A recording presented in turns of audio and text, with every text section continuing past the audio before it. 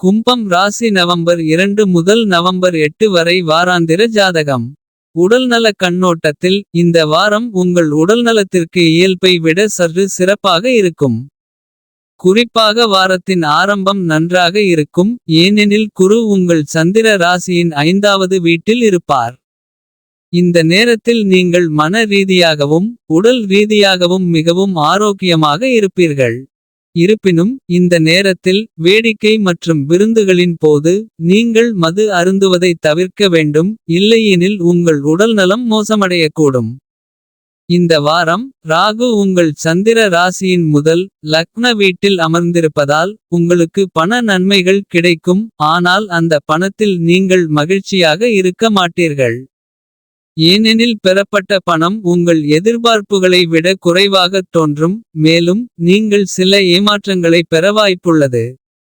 அத்தகைய சூழ்நிலையில் ஒருவருக்கு எவ்வளவு கிடைத்தாலும் அவரது ஆசைகள் குறையாது என்பதை புரிந்துகொள்வது அவசியம். எனவே இவ்வளவு பணத்தில் நீங்கள் மகிழ்ச்சியாக இருக்க கற்றுக்கொள்ள வேண்டும்.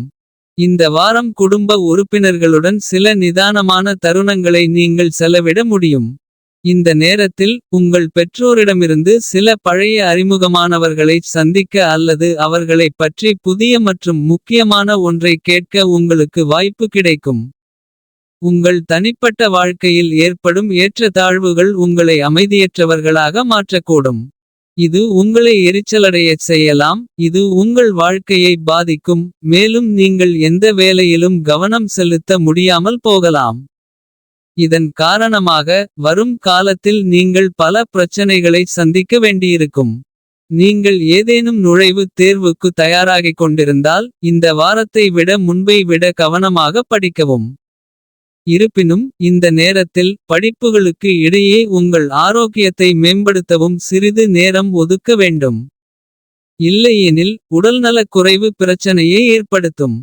இந்த வாரம் பரிகாரம்: சனிக்கிழமை ஏழைகளுக்கு உணவளிக்கவும்.